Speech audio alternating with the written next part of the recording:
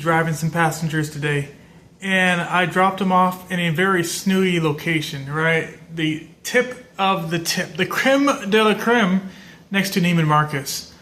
But one thing that happened is as these young ladies got out, and they were like the type of ladies that probably got trust funds, you know, have visited Aspen on vacation multiple times in life.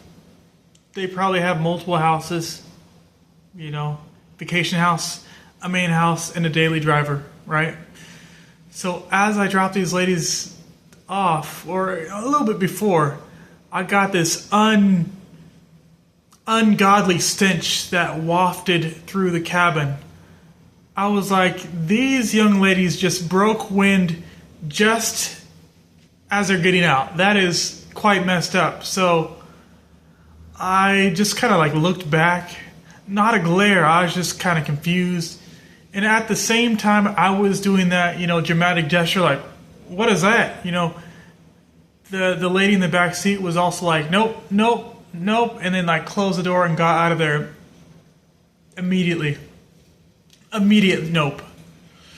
And then I instantly cracked my windows. I was like, you know what, let's get this stench out. It seems like someone had some truffle butterscotch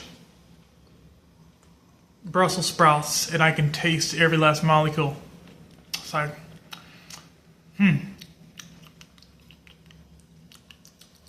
yeah, that's not good. So as I put down these windows, I noticed that there was like a underground water catching system. I think some call it a grate or a grill or something. I'm not sure what you call it. I know in my neighborhood, good luck finding those things. But over here it was like the belly of the earth opening up. I don't know if you've seen the movie It, but it's where the character, the It clown, hides in the street.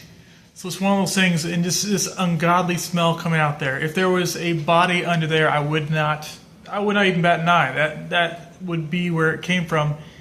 And there's definitely some methane gas going on down there. So it kind of struck me funny as I was thinking they were breaking wind and just cluster bombing me, or what's the other term for it? Smoke bombing.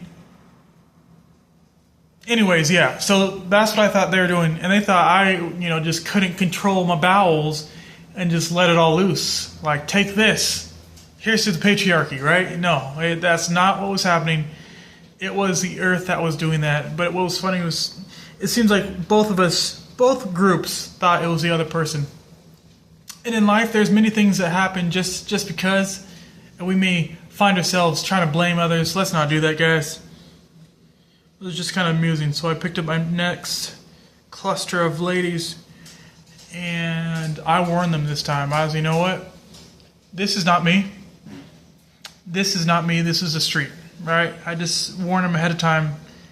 They didn't seem to care either way. They're just like, please get us to our destination. Don't talk to us. We don't speak Walmart, okay? I've said that joke many times, and a lot of people don't get that. They're like, Walmart, don't speak Walmart. Doesn't make sense.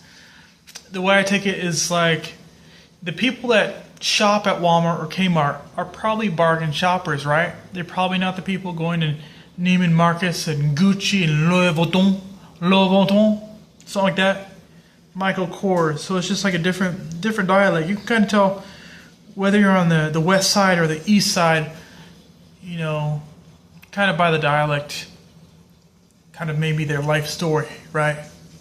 Many times I'll be talking like this and many people don't know where I'm from. They're like, where are you from, young man? You're so well spoken, you're so cultured. Sometimes I'll put on a spot of classical music and it just confuses the stuff out of them, right? And then some people get in and I think they're onto some classical music vibes and they'll be like, can you put on that hip-hop music? Can you put on that Chris Brown, that Megan Thee Stallion? Right? So sometimes I'll humor them by putting the Megan Thee Stallion, but thank goodness, praise the Lord, that many times when I try to put on the hip-hop music on the east side of the city, we're so out of range of some of these colloquial inner city vibes that all you get is like static, or better yet, it'll skip over 98.3, the vibe, right? It'll just completely skip over that and go to like 96.1, or if you're going the opposite way, like 101.1. So it's just, it's just interesting. But that's kind of something funny that happened.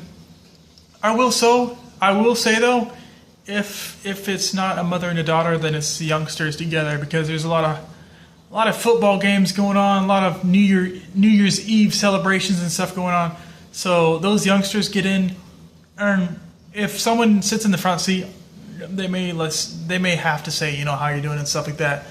But a majority, they'll be talking amongst themselves like, in my parlay, I just put 2.5 million. Let's see what Jeffrey is doing, and that kind of stuff. And then when they get out, they absolutely slam the doors. I don't know if I'm pretty sure they're used to like driving in Range Rovers and in Bentleys and Rolls Royces, where you can try to slam it as hard as you can, but they have like the soft close on them.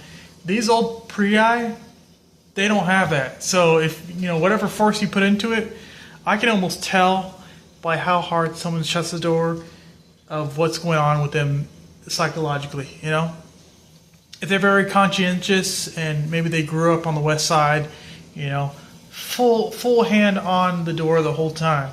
If they're used to going through private jets, they're not used to closing doors, it's like boom,